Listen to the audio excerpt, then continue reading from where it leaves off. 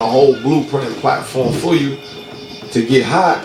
So they buy it themselves. I don't really think I never thought that Rick Ross would buy it. I don't think he bought it. I think he bought it. I think Meek Mill bought it himself. He's hot. Yeah, he is. He's fire. He's putting out good music. So you know what I'm saying? And you know, he's throwing off a mixtape, so you know the game has changed. Yeah, definitely. You know what I'm saying? So is there any in particular labels you would like to sign to, or you just like, you know, you want to go, like, who would you, if you had a chance to deal with like the Puffies, the Jay-Z's, or the 50 Cent, like who would you want to go sign with right now that you know that would obligate to your album, push and promote your album, you know, that would like lock you in and keep you happy? Who would you think could do that right now at this moment, at this point of your career? Well, you know, Bad Boy, they were building, so you know, Bad Boy's always a good look, cause they ain't at rebuilding stage. They were building their roster, and you know, looking good for 2012. You know, Young Money, they definitely doing their thing. I mean, I look at like, you know, I'd be an oddball, like I would go with like maybe like a Grand Hustle. You know what I'm saying? They just really just like T.I. and B.O.B. So it's like the lane that I feel like nobody has that lane over there. So I would, you know what I mean? You just told me something that I didn't even know. B.O.B. is on Grand Hustle. Wow. Hold on. Yeah, so go ahead. Hey, go. Yeah, you know what I'm saying? Yeah. Go ahead, like keep talking to the people, let the people know what's up. You know, that's, I mean, all of them is pretty good labels, you know what I'm saying? They all doing their thing, so you know what I mean? As long as the situation right. Matter of fact, well, you know, artists, you make the situation right. Yeah, definitely. That's how I look at it. Like, you make the situation. You gotta make it, you know what I mean? Like, getting signed is the first bar. I don't really think it's impossible to get it there. It's just to become a priority. You have to let them know that you're a priority. Keep your hands on my album. Keep your priority. Keep your focus. You gotta remember it's a business move. Like if you hot, you're out in the streets, why not? You know, if you're trying to make money, you put the artist out. You know what I'm saying? You gotta go with the momentum.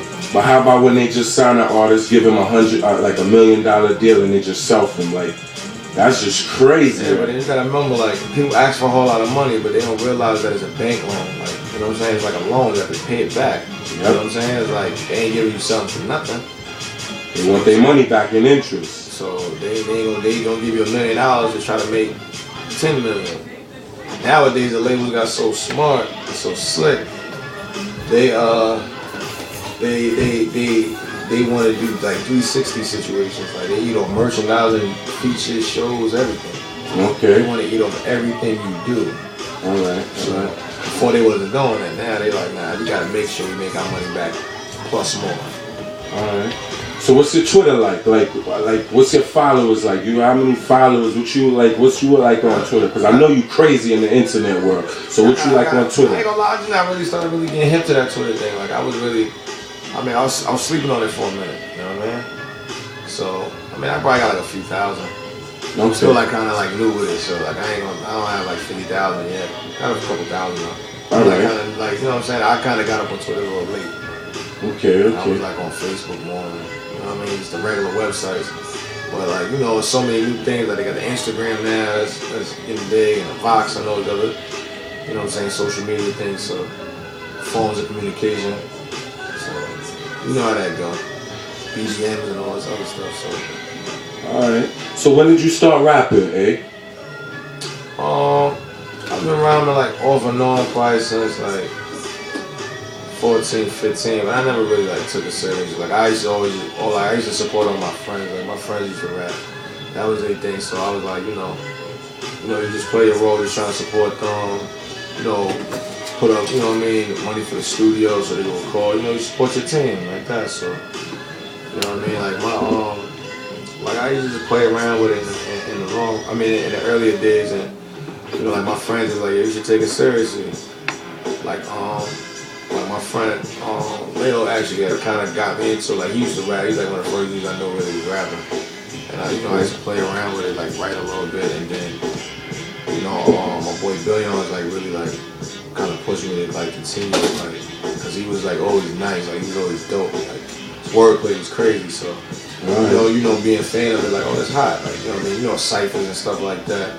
Whoever coming up with the cleverest punchlines and balls, and then from there, then you start finding studios, and then you just lay it down and, you know, find producers and stuff like that. So, you know, it went from like, you know, just like a corner thing, like, you know, you're in the corner all day, doing what you're trying to do to make a buck, and then, you know, people just start rapping, people crowd around, and, you know, it was cool. So I want to know, where you from? Like, where you originally from? Are you from Brooklyn or? Like, that the people know. The people want to know where you from. I was born in the Bronx. Okay. 800 Grand Concourse Village West. All right. You know what I'm saying? You know, they got the movie theater in front of the building. I was born, and I moved from the Bronx to Brooklyn at 9. And then, you know, like my mom, she's like in the military, so I always bounced around. And I stayed in Brooklyn from 9 to 13. Then I stayed with my first cousin Mook, which is my partner. With the Real Talk DVD, I stayed with him. And his moms. So my aunt from 13 to 15.